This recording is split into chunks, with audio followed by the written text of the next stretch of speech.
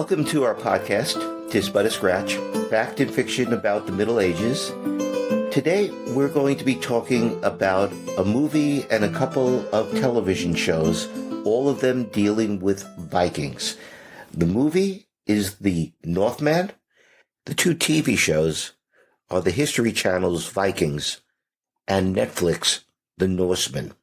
I'm delighted to have as my co-host for this episode my old friend and colleague, Dr. Christine Senecal. Hi, Chrissy.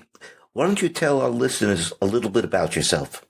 Thank you very much, Richard. I feel very lucky that you invited me to join you on your podcast. And I know Richard from a long time ago. So I'm Chrissy Senecal. I'm an associate professor of history at Shippensburg University. It's a mid-sized state university in south central Pennsylvania.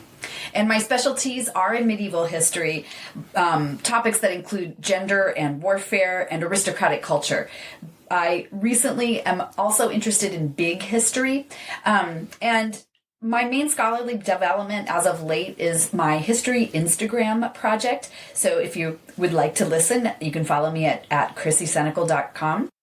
And I received my PhD from Boston College. I was tutored under Professor Robin Fleming, who is a close friend of Richard. And it was during that time that I met you. And yes, you were gracious enough to serve on my dissertation committee. And I was a big fan of your scholarship from the very start of my career. Aww. Yeah. So your work on the English aristocracy before the Norman conquest was super important to my dissertation. And the dissertation was an excellent dissertation. I felt fortunate to be on that committee. And I feel fortunate to have you on this podcast because my loving wife and my usual co-host, Ellen, refused. She just refused. And where marriage will survive this, I think. But we do have a mixed marriage. I love movies, and she finds them too intense. And The Northman turns out to be a pretty intense film. It's pretty epic. It's pretty metal. I should begin with a warning. This episode will have spoilers. If you haven't seen The Northman, you might want to watch it first and then come back to our podcast. As our listeners know, I divide movies about the Middle Ages into 4 categories: the good, the bad, the not so bad, and the downright ugly. Yeah. Excellent. And The Northman is one of the few movies that I would place in the category of good medieval films, by which I mean a movie that tries to capture the authentic spirit of the age. I have to say, I think it's my favorite medieval film. And that's saying something, because there's a lot of good ones out there, but and if you have 2 medievalists who are movie geeks that give it good ratings, that's something.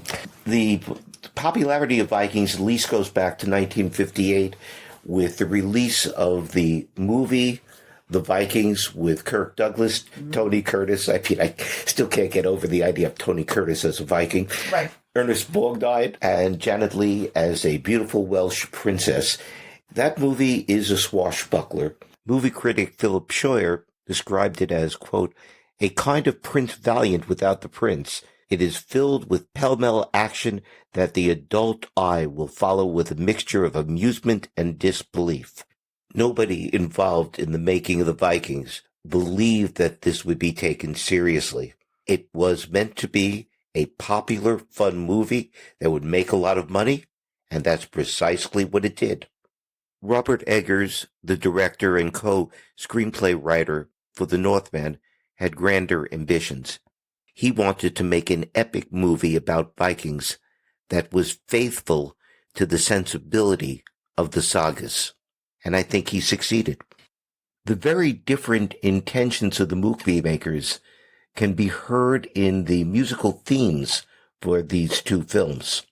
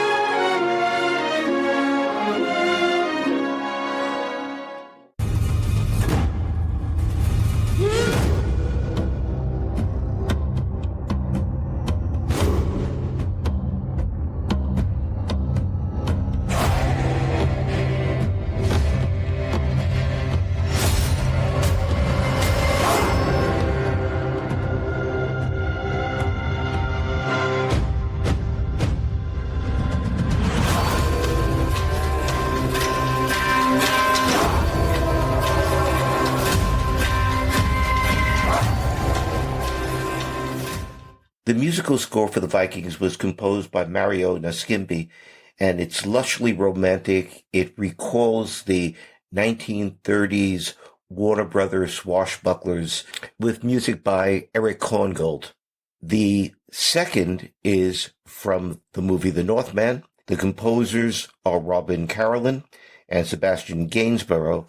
It features native Icelandic medieval instruments, and their intention was to reproduce the harsh, dissonant, brutal world of the film. And I think they succeeded. I absolutely agree with you. We were talking before, and it is the saga ethos, but the heroic journey of an epic. So it kind of meshes the genres in some ways. Exactly. It has the linearity of plot development of an epic. It avoids all of the tangents of the sagas, but it has the tone and the characterization and worldview of the 13th century sagas. The Northman is obviously the work of people who love the saga genre. Eggers became interested in doing a film about Vikings after he made a trip to Iceland with his wife in 2016, which is when Eggers met Jean, the Icelandic lyricist, poet, and novelist who would collaborate with Eggers on the screenplay for The Northman. Alexander Skarsgård, who plays Amleth, the protagonist of The Northman, was also interested in doing a movie about Vikings. He himself had played a vampire Viking in the TV show True Blood. As Skarsgård points out in an interview, the character he played in True Blood, Eric Northman, was a prince out for revenge against the man who destroyed his family, not unlike the character that he plays in The Northman. In an interview, Skarsgård said, "I want to credit True Blood a little, at least for giving me that idea. I was kind of harboring this idea, this dream of one day making an epic Viking movie, but in a truly authentic way that would capture the essence of the old Icelandic sagas and the poetry, that stark, laconic, harsh world in characters and tone. But it was a distant dream 10 years ago." End quote. And when Skarsgård met Eggers in 2017 to discuss a possible project together, they began to bond over Viking sagas. As Skarsgård tells it, quote, "The Northman is about fate, and it was fated that we should work together. I was with Lars Knudsen, the Danish producer, who had just worked with Rob on The Witch, and Lars and I were trying to figure out the perfect Viking story to tell. We're going through the old sagas and trying to decide which one to base our Viking movie on, and then I met Rob about something else, and he had just returned from Iceland, where he had dinner with Björk and Jean, the Icelandic poet, author, musician, Renaissance man. Rob had fallen in love with Iceland, the people, the culture, and was really into Norse mythology. I mentioned that I was trying to make a Viking movie, and Rob got fired up and started talking about different ideas. We ended up spending the entire lunch just talking about Vikings. Leaving the meeting, it just felt inevitable. I called Lars and told him about the meeting, and Lars was like, Rob is a genius. He's amazing to work with. Of course we should ask if he wants to join us and try to do this together, and so we did." End quote. Robert Eggers' hallmark as a filmmaker is his almost fanatical attention to historical detail. This is clearly evident in two earlier movies, The Lighthouse and The Witch, and it's equally true for The Northman. In an interview, Robert Eggers explained that in The Northman, he was world building. The insane notion, as he put it, of recreating the past, he quote, "It's impossible, especially for an era from 1,000 years ago, but it gives me and my collaborators a North Star.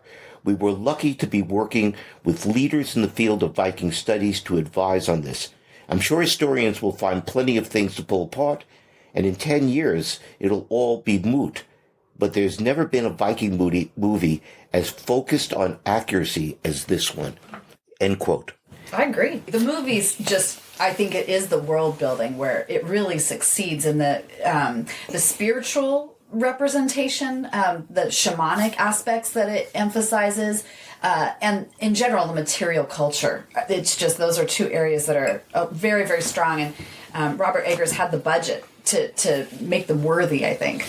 It really helps that Eggers had good historical consultants and paid attention to them. These were Dr. Neil Price, an archaeologist at the Uppsala University, folklorist Terry Gunnell at the University of Iceland, and historian Johanna Katrin Friedrichsdotter of the National Library of Norway in Oslo, and author of Valkyrie, The Women of the Viking World.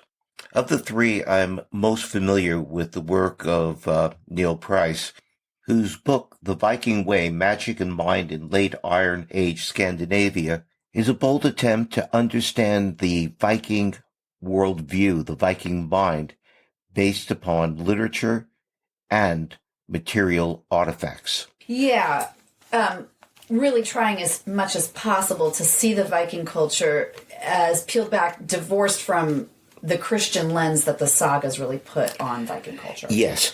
So it's not just simply doing the mythology. What it's really trying to do is get a sense of what the belief system really was. It's much more shamanistic than the Viking mythology would have us believe. It's not Marvel Comics. No, and gee, that stuff is really fun. I mean, I love mythology, of course, but it's usually a lot of times this sort of way it's represented in pop culture does tend to be Marvel, and it's flat, as though it's unchanging, and there's a pantheon with clearly defined boundaries. And it's a religion which doesn't seem to have religion in it. Right. Which is, and what Neil Price is recovering is the belief system. A belief system of a people who were essentially a farming people as well as people who went raiding. So yeah, absolutely. Nature is all important in this system. Yes. And on the one hand, I think you mentioned the ethics. On the other hand, the importance of ritual in religion. That's something that I'm always trying to stress to my students, because in American culture, whatever our non-religious or religious background, it's so Christian cerebral. It's like from a book, and that is the idea of what religion is. It's like, what's the theology? Certainly true for American Christians and for the wider audience for this film. Less true for Hasidic and other Orthodox Jews and for Hindus. Both of those religions emphasize orthopraxy and ritual, though the movie's rituals probably would strike neither group as having anything to do with what they would recognize as religion. Exactly. And instead, a lot of what people have really attached as what's religion has been around rituals. And yes. Yeah, and I think this film does that. I think it does as well. I was impressed by the range of sources that I could footnote in this film, both archaeological sources and literary sources. Although the narrative itself is loosely based upon Saxo Grammaticus's story of Amleth, the source material for Shakespeare's Hamlet, Eggers also draws upon the poetic Edda and prose Edda and a number of sagas such as Egil Saga, Grettis Saga, the Eyrbyggja Saga, and the Saga of Rolf Kraki as material for the mentality, the world that he was trying to create in this film. Honest that he also was thinking in terms of Conan the Barbarian. Oh, right. That was like the element of his youth that he could remember that he liked about. Yeah. But I also think he used a lot of material culture, like the tree, that motif that appears throughout the film from the Oseberg ship burial. Yes. And a lot of the archaeology, like the houses, for example. They're everything is an attempt to get it right. Yeah. And credit for this really needs to go to the production designer, Craig Lathrop, and to the costume designer, Linda Muir. From ships to houses to helmets, costumes, all were attempts to get it right, to be late 9th, early 10th century. Yeah. And if there is a real criticism from a historian's point of view of the movie, is that the material world is really set in, it's supposed to begin, 895, and it continues to about 915. The material world really is that period. Right. The ethical world seems to me to be partly that period and partly the period of the sagas, which are 13th century. Yeah, absolutely. Looking back upon the earlier period.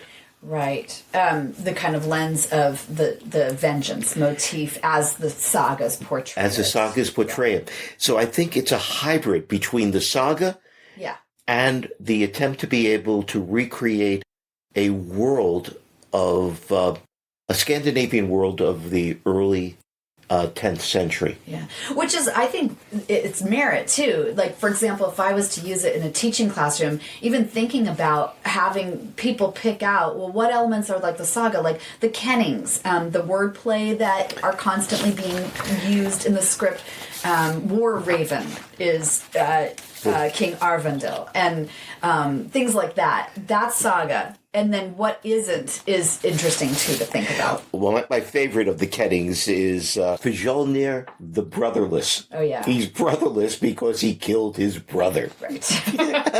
which I love. Right. But every one of the major characters has a nickname to distinguish them. So you have King Ovendil, the War Raven. You have Thora the Proud and Forthinner Tooth Gnasher. I mean, these are great names. They are really great. And they're the type of names you get in sagas. Exactly. Yeah. Yeah. I'm really impressed by Egger's world building and his attempt to capture the Viking mind. The only movie that I would actually put up next to it in terms of attempts to be accurate was an Icelandic film made in 1981 called The Outlaw, based upon the saga of Gisli the Outlaw, which doesn't have the epic scope of this movie, but was really an attempt to be faithful to the saga genre.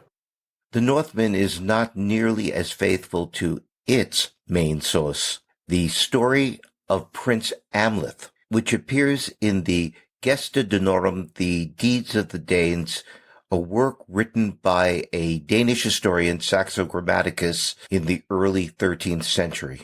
Amleth sounds like Hamlet for a reason. That is Hamlet, Prince of Denmark. In the story, Amleth is the son of a king, a great warrior king, who is killed by Amleth's uncle, the brother of the king, so that he can marry Amleth's mother, the queen. Sound familiar? Should be. Yeah, because it's the basic plot for Disney's The Lion King. Anyway, in Saxo Grammaticus' story, Amleth gets his vengeance by pretending to be crazy and therefore harmless. His madness and his simplicity, the fact that he comes over as a fool, is a disguise which allows him to bide his time and plan the vengeance that he will eventually take upon his uncle. As he explains to his mother, Garutha, I wear this zany appearance for my own benefit, as I've no doubt whatever that the ruffian who can kill his own brother is likely to savage his other kinsmen with equal ferocity. That's why I prefer to put on the behavior of an imbecile instead of a purposeful sanity, and borrow safe cover by looking like an out-and-out maniac. Yet in my heart there is this persistent yearning to avenge my father, and I'm on the watch for opportunities, always waiting for the right moment. There are different times for different undertakings. Against a secretive and pitiless mind, deeper machinations have to be employed. End quote. So he's really a trickster figure in Saxo. He's like Loki. Right.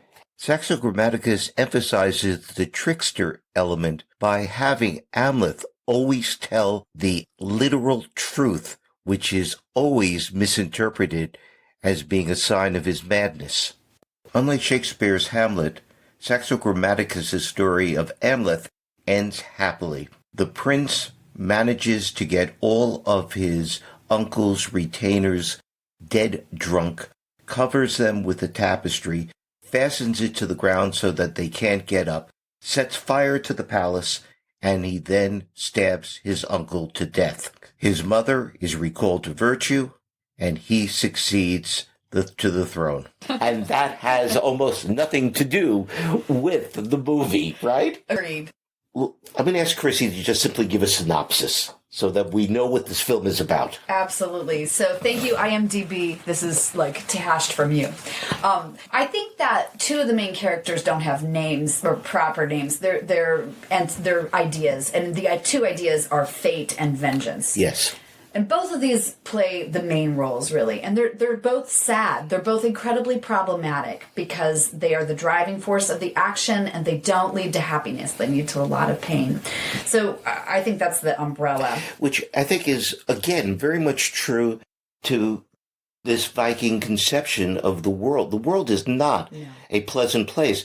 Any religion which is going to culminate in Ragnarok with the destruction of everything is not a happy religion. No.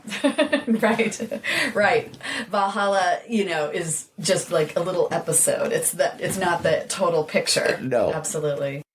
Yeah, so King Arvandel at the beginning returns home. I wrote it down. Rafnsee, sorry. Yes. So his queen Guthrun is there, his son Amleth is there, and as he's greeted, you think that the family's going to be reunited in happiness. Very early on, King Arvandel has a ceremony of adult initiation with his son Amleth. And I really feel like you named it like a werewolf bar mitzvah. And alas, I can't claim credit for it. It's Roberta Onion, right? Rebecca Onion used that characterization in an interview that she did with Robert Eggers for Slate. Yes, Yeah. Which I think is almost perfect. It really is. It's great. So we mentioned it because we'll talk about it probably later. But so very soon after that, though, King Arvandel's evil brother Fjolnir slaughters him, ravishes Queen Guthrun, and is going to try to kill Amleth. But Amleth has been initiated into a vow of trying to save his mother, avenge his father, and kill his uncle. And he does this mantra as he rows away to safety. He keeps repeating, I will avenge you, father! I will save you, mother! I will kill you, Fiona! I will avenge you, father! I will save you, mother! I will kill you, Fiona! I will avenge you, father! I will save you, mother! I will kill you, Fiona!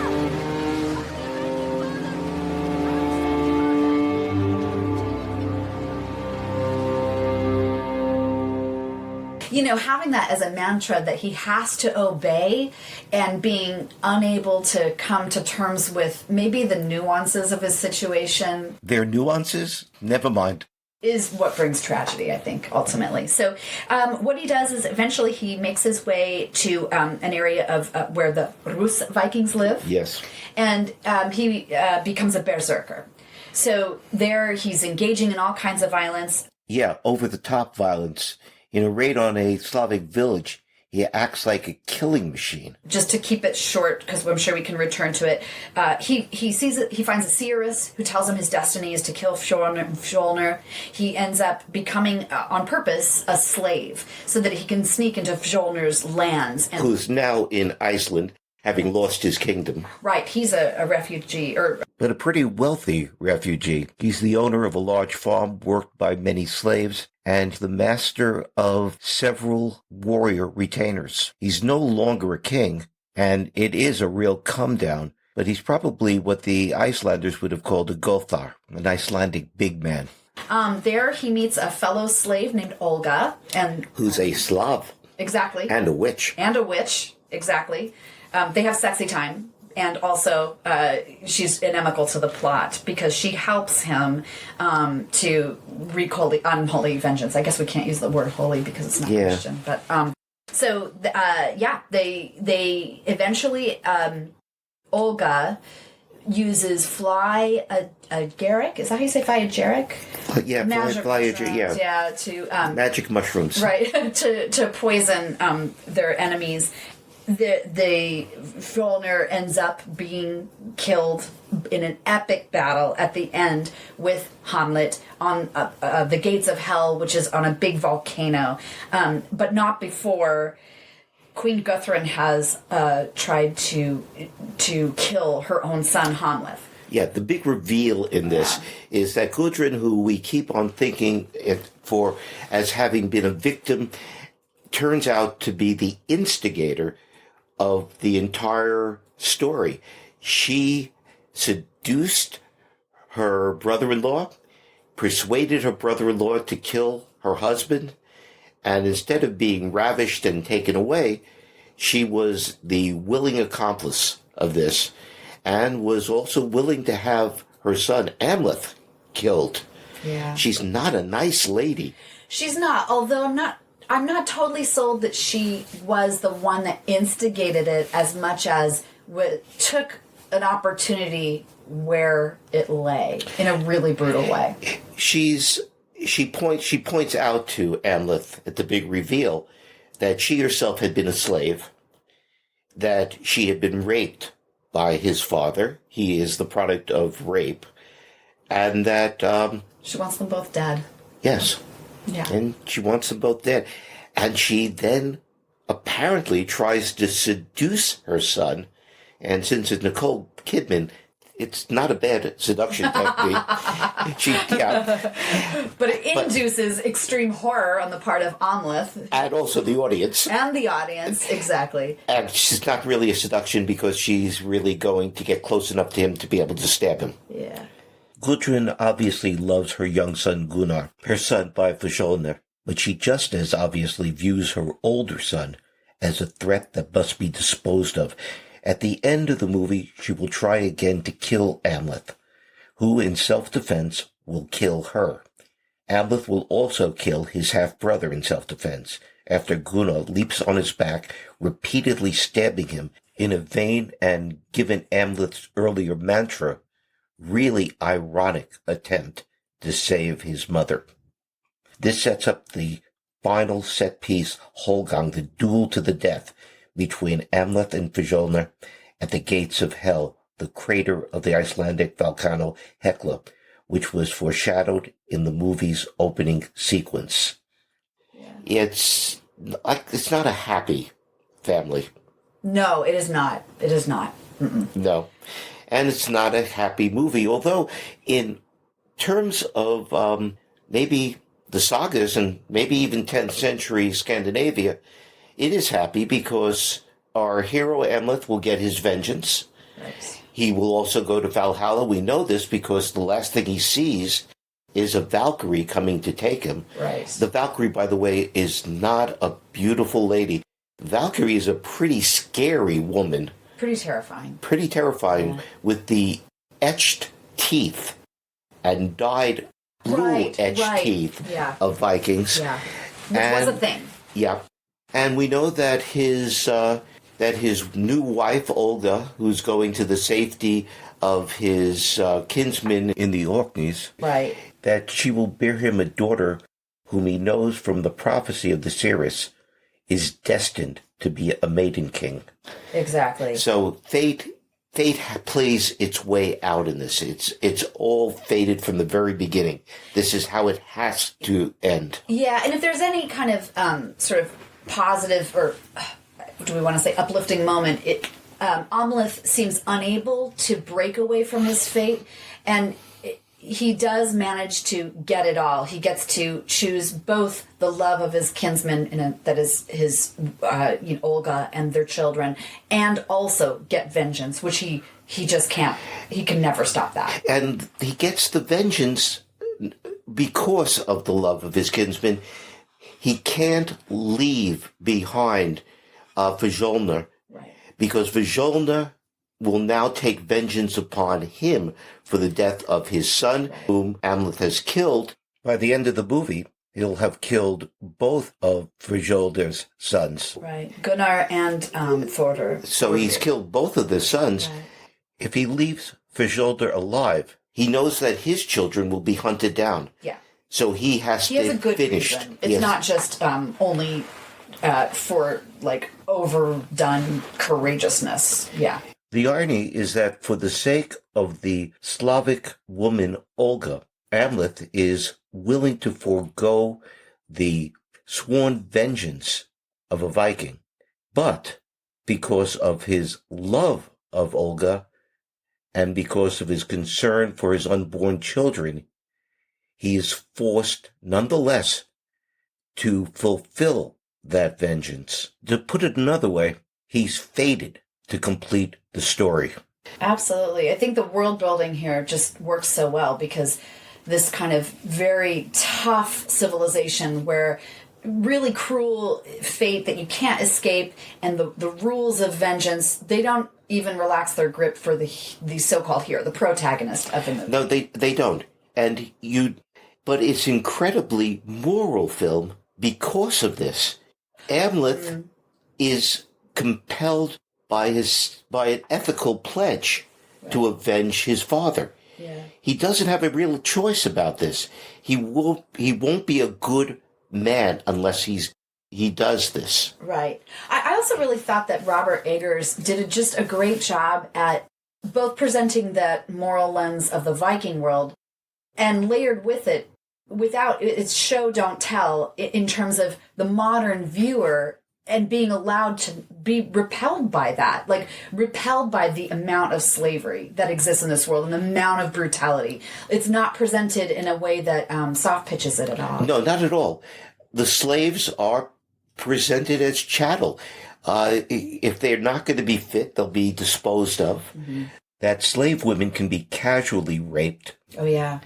Olga is on the verge of being raped when she forestalls it by indicating that she's menstruating. Yeah. The taboo about menstruation is apparently an invention of one wishes we had more information on that, but reaching down, grabbing her menstrual blood, and then slapping her would-be rapist Fjolnir. That's pretty epic there. Yeah. Actually, it's Thorfinn, the son, the proud, who's going to be doing the raping, and he just simply goes on to somebody else. He treats it as his right to do this. Yeah. And that does remind me of the the writing of Ibn Fadlan, because that's one of the most famous sort of primary sources that people like to read to look at Viking culture in the area of the Rus. And there's some pretty horrible scenes where Ibn Fadlan is remarking on the lack of modesty of these Vikings, that they just have sex openly. Like animals. And we talk about that in my classes because I assume that what's happening is that they're slave women that are being raped. Yes, because if it's a free woman, the rules are completely different. No.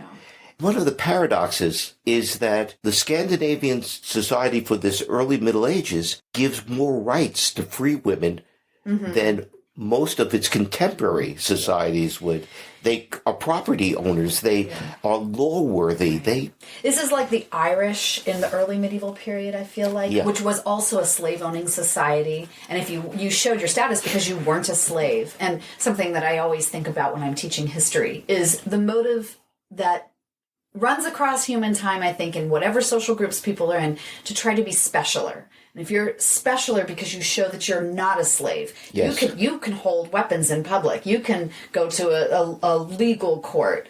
And our hero, Amleth, proves himself even as a slave to be special by being an exceptionally good ball player in the really brutal form of lacrosse or field hockey. Yeah. It's probably more like field hockey than anything.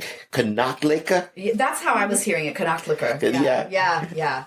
It's a ball game. It's the ball game that is described in the Ale Saga. Right. In which A.L. loses his temper, ends up killing another kid. And everybody's like, good job. Yeah. His mother says, you're going to make a great Viking.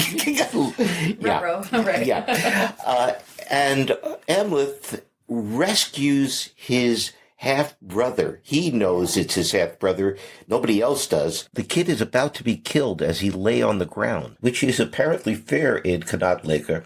It actually would have helped to have had the rules of the game explained. Yeah. The would-be killer, Thorfinnr Toothgnasher, raises his club to bash Gunnar's skull in when Amleth rushes over and strikes Thorfinnr dead. This act of courage and prowess wins him the favor of his uncle, Of course, his uncle doesn't know that the slave is actually Amleth, whom he ordered to be killed 20 years earlier and who he believes is long dead, and who is now intent upon taking vengeance upon him. Right. And isn't it Thorir that actually allows Amleth to choose a woman? And so as his reward, and Amleth, of course, picks Olga. Olga is one of the two female characters in the film. She's an essential character because Amleth will not be able to get his revenge without her help. A criticism of the Northman on another medieval popular culture podcast, Media Eval, a really good pun, is that the character of Olga is left completely undeveloped. The actress Anya Taylor-Joy does a really good job playing Olga of the Birch Forest, but I have to agree that the part is underwritten.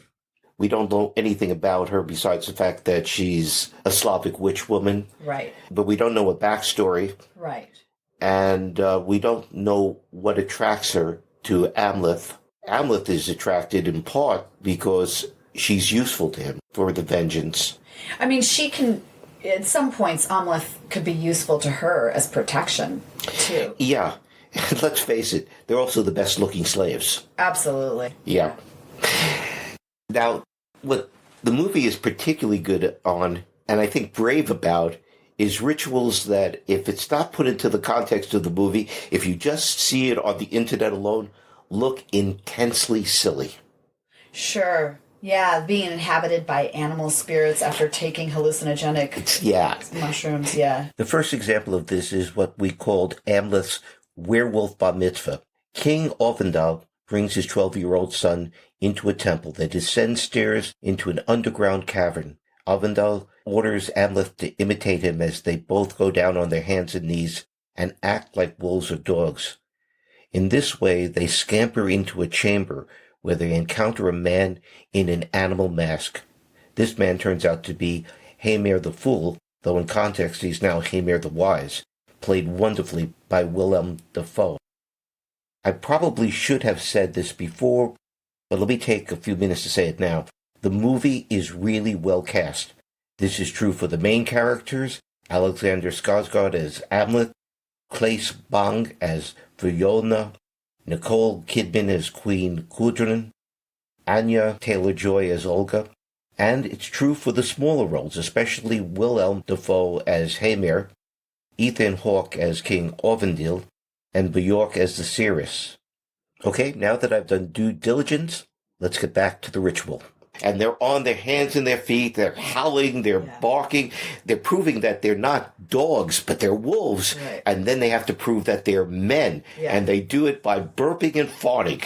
I love that. Yeah. Yeah. Showing that, like, what makes us men, or them men, is something that's base, too. Yeah. Yeah. Yeah. After King Ovendal burps and then turns to Amleth, and Amleth farts, his father says to him, what does he say to him? I smell a good pupil. I smell a good pupil, yeah. Amleth farts, yeah. Yeah, and it's funny and it's silly, but they take it intensely seriously, and it's a prelude to a vision. Yeah. All of this, I really like how it's dealt with as liminalness, which is about what shamanistic religion is. Yeah. So is it this world or is it another world? Is the leading shaman a fool or is he a wise man? Are they men or are they, wolf? And Hamer is both the fool and the wise man. Yeah, that's great. Yeah, and it really is great. Yeah. The liminality of the wise fool is clear in the scene in which Fiona enters the court of his brother and greets the king and queen as they sit on their thrones. Hamer is the only one insightful enough to suspect the illicit relationship between Fiona and Gudrun. When Queen Gudrun offers her cup to Fiona, Hamer the Fool says, "Look how the queen's cup grows wet for more men than her king.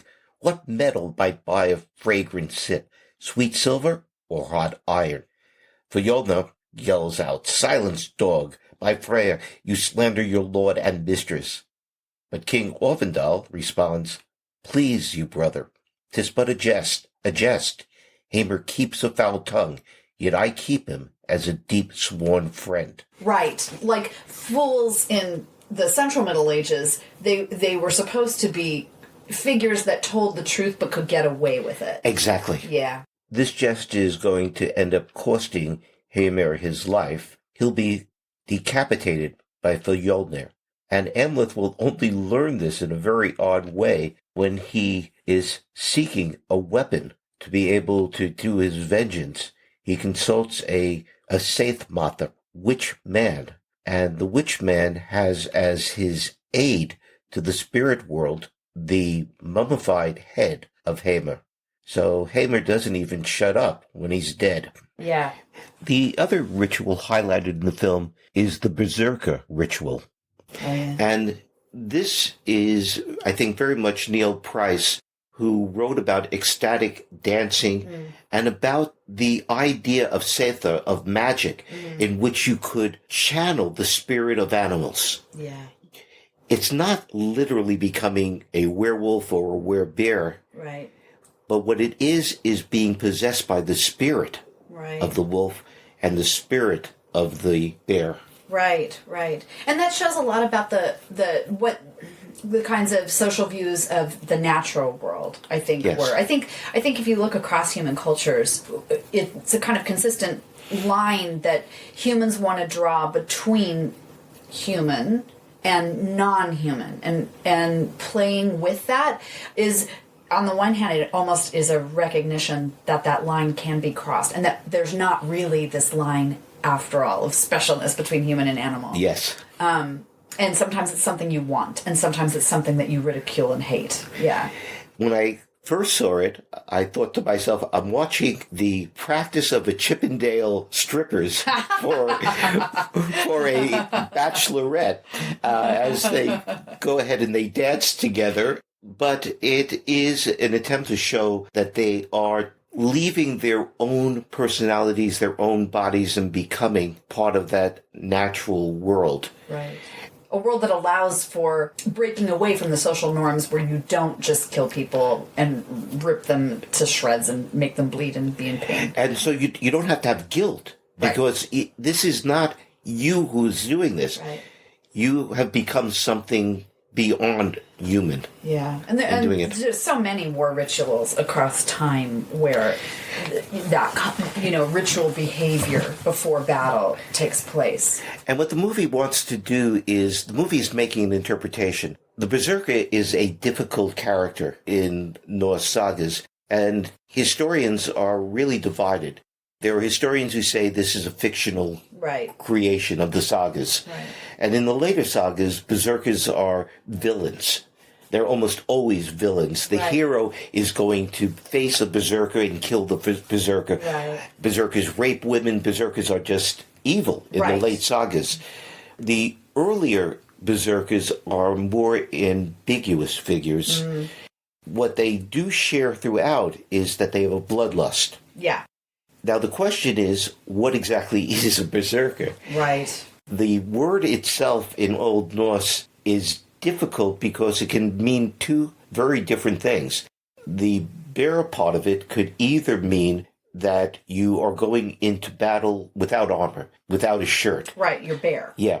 The zerka part is shirt. Right. The other possibility is that it refers to the animal, the bear.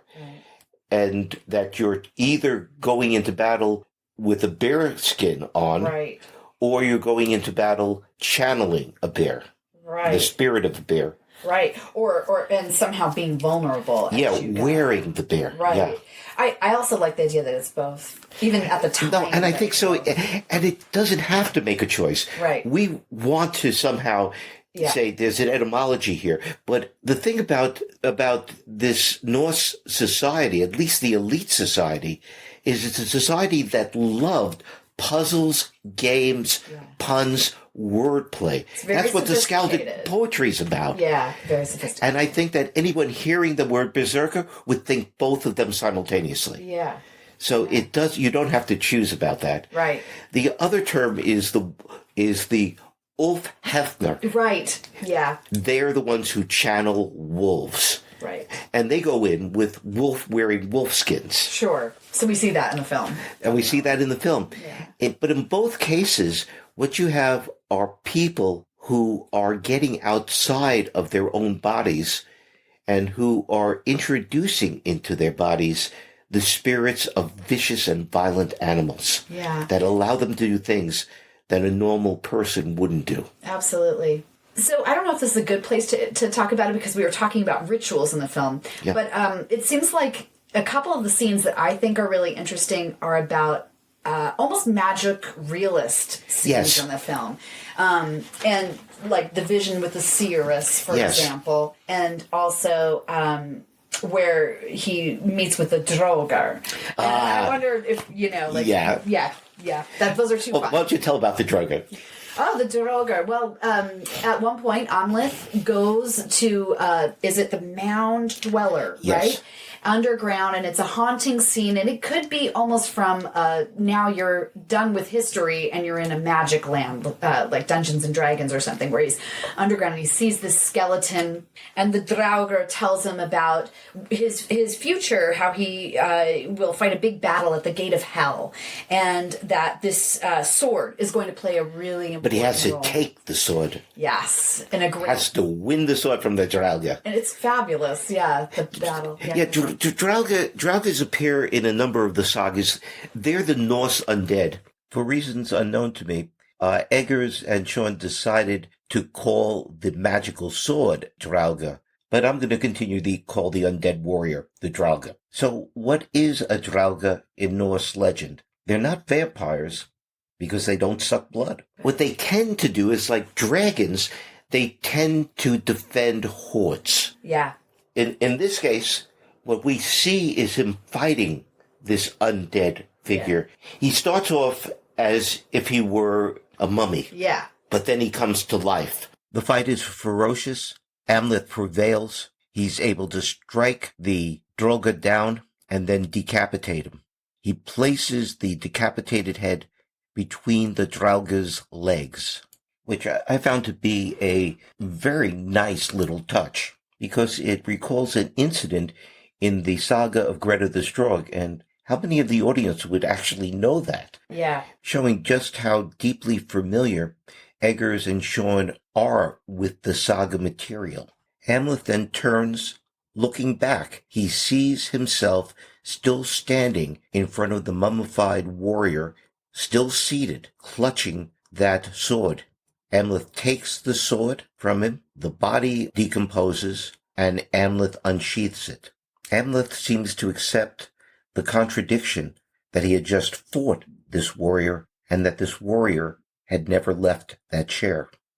And throughout the film, what we have is a blurring between what the audience sees as reality and what the characters think of as reality. Right. Which is this spirit world that they see and believe to be as real as the natural world. Yeah, it really works. I think it really does. Yeah. The last thing that our hero is going to see is a Valkyrie. Right. Coming to take him to Valhalla. Yeah. It is what the Valkyries originally were before 14th century saga writers turned them into the beautiful shield maiden of what might be called saga romances. They are the seekers of the worthy dead from the battlefield to take them to either the hall of Freya or the hall of Odin. Right. And our hero has proven himself to be worthy.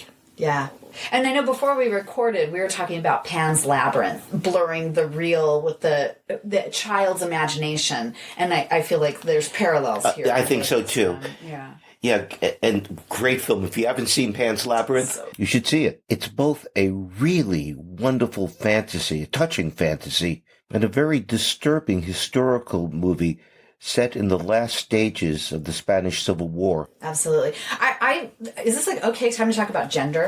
Yes, please. Because I think that's super interesting. Because I know in the popular imagination, it's the Brunhilde Valkyrie that's like very, very beautiful. Yes. And as you mentioned, these are more in the late sagas and not the original.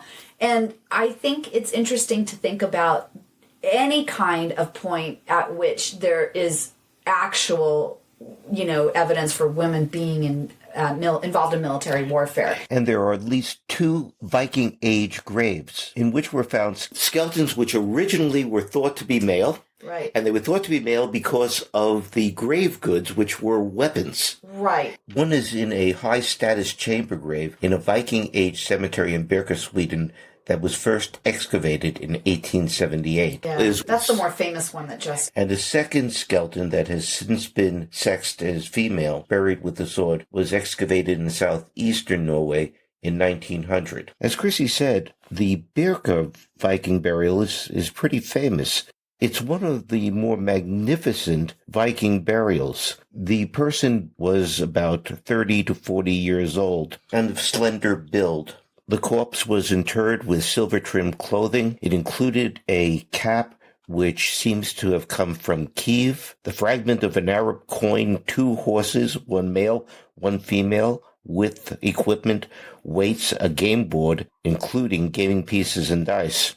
The body was surrounded with weapons, including a sword, 2 spears, 25 sharp arrowheads, a battle axe, a fighting knife, and 2 shields. Although the person buried was both slender and short, and the bones showed no sign of any previous violence, archaeologists had also no doubt that this must be a male warrior. That changed in 2017 when the bones were DNA tested and turned out to be female. The published study is entitled A Female Viking Warrior Confirmed by Genomics. Right. And so I think that's a really interesting thing. The word that a lot of people like to think about is shield maiden. And of course, that's in the Vikings series. Yes. And we do have some written evidence, like Saxo Grammaticus. I think he does talk about Lagertha, with her hair streaming all around her, going into battle. And I think Lagertha is a major character in Vikings. Yes. She's the wife of Ragnar, and she's referred to consistently as Shield Maiden. Right. And in fact, Vikings has things in common with the Northman, and you have 2 brothers, one brother lusting after the wife of the other brother. Right. Yeah. It's a very soap Rollo wants Lagertha as his own, and she knows he wants him, but in this case, Lagertha is going to be faithful to Ragnar because...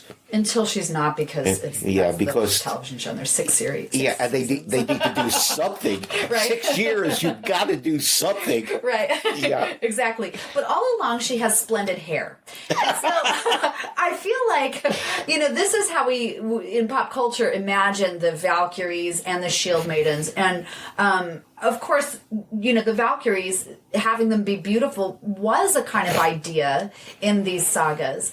And I think a lot of scholarship has been written on to what extent are these Valkyries really transgressing against gender norms. And over and over in the sagas where these Valkyries are beautiful, they always come back to embracing what is kind of normative ideas about how women behave.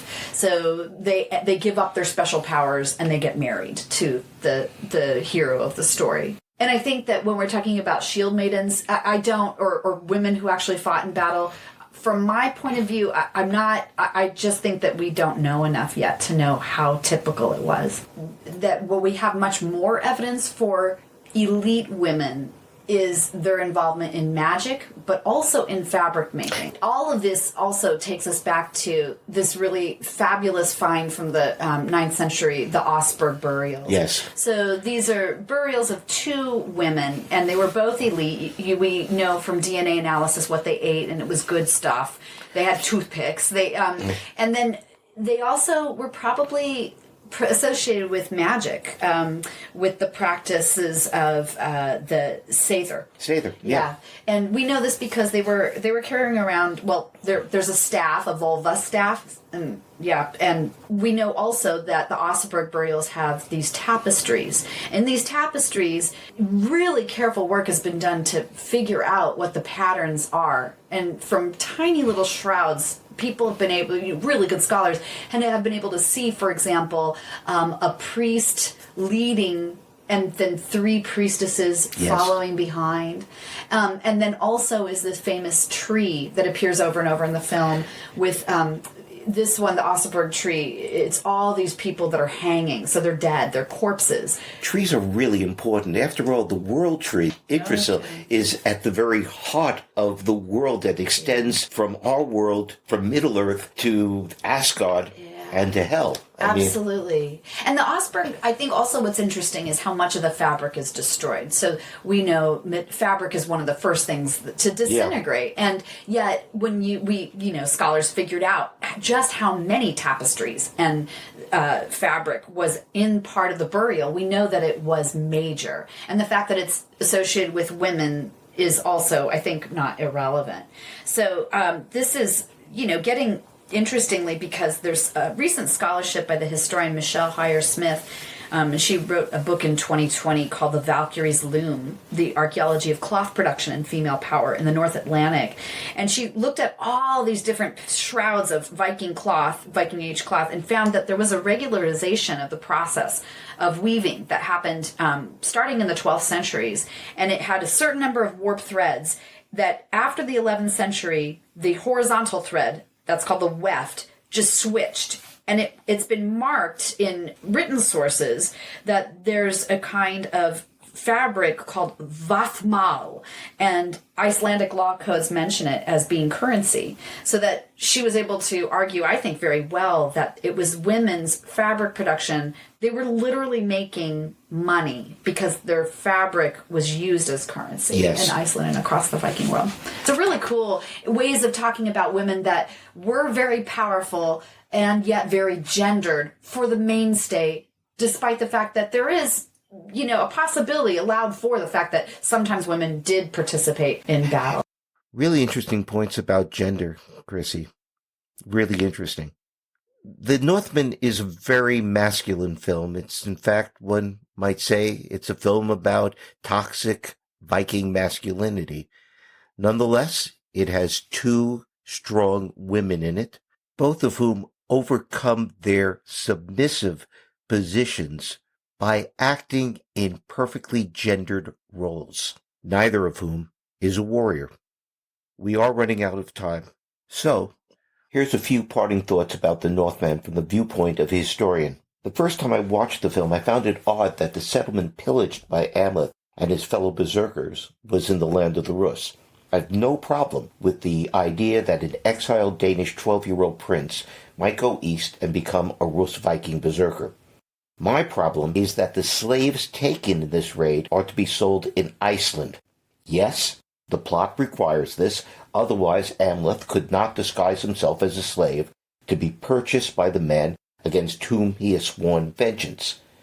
But as the movie makers and the historical consultants are undoubtedly aware, slaves taken in Rus raids would have been sold to the Arab Caliphate, which had an inexhaustible demand for pagan and Christian slaves. There is no evidence I know of for Slavic slaves being transported from Eastern Europe to Iceland, and it certainly isn't supported by the recent Icelandic genome projects. Their findings show that the men who settled Iceland were predominantly of Norse ancestry, while 2/3 of the women were from the Gaelic British Isles, either from Ireland or Western Scotland. What is not present is DNA that can be traced to the Baltic or Eastern Europe.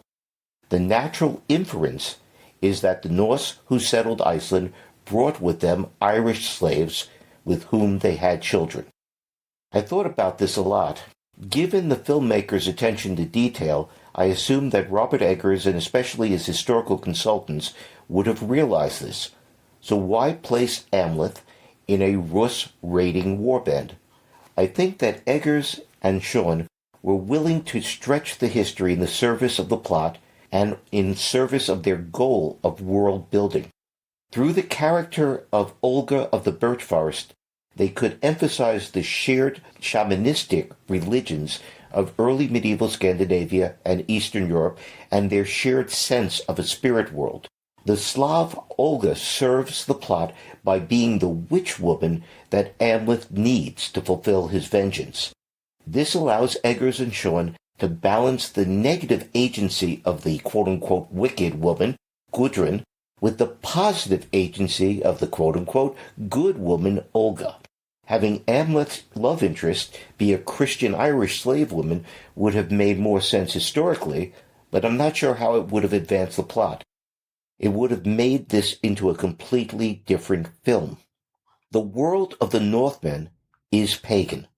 The only reference to Christianity comes in the scene late in the movie when Amleth begins to take his revenge by killing Fiona's retainers during the night. Fiona's grown son, Thera, awakens to find his two friends dismembered, their heads and legs and torsos rearranged in an outline of a horse and pinned to the roof of their hut. Thora shrieks in rage and horror, blaming the atrocity on quote-unquote Christian swine. Terrified, another man asks, quote, could it be the Christians? Their god is a corpse nailed to a tree, end quote.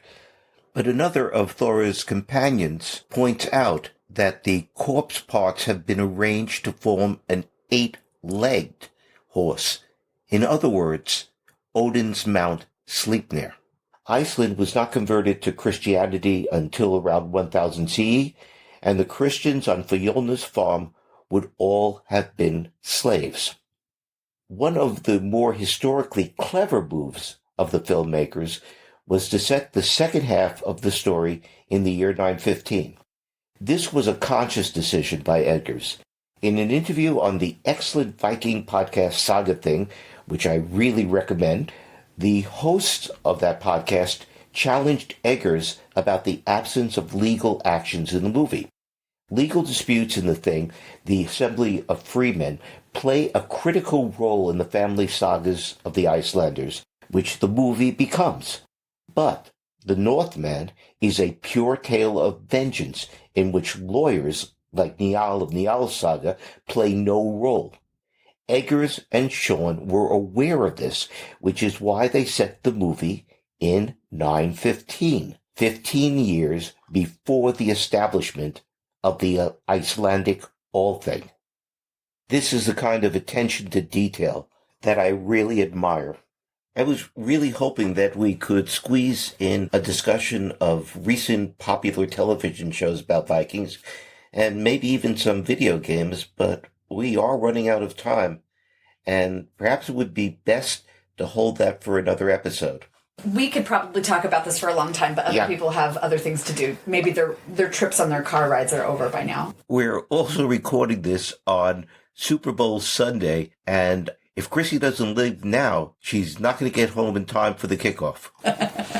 We're more interested in Canuck than in football. Oh my! Yeah. Although I really liked the episode on what we do in the shadows about the Super Bowl. I didn't see that one. They misread it as the superb owl, which they thought was wonderful.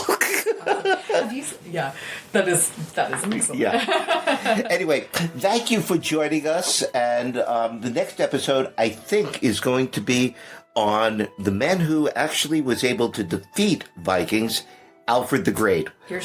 Your guy. My guy. Alfred. And Ellen will rejoin me for that one. But I'd like to thank my guest and co-host, Chrissie. That was fun, Chrissie. Oh my goodness, Richard. Thank you so much for having me. And I'm hoping that you'll come again in the future for another of these. It would be delightful. Okay, yes. great. Thank you. Okay, bye-bye for now.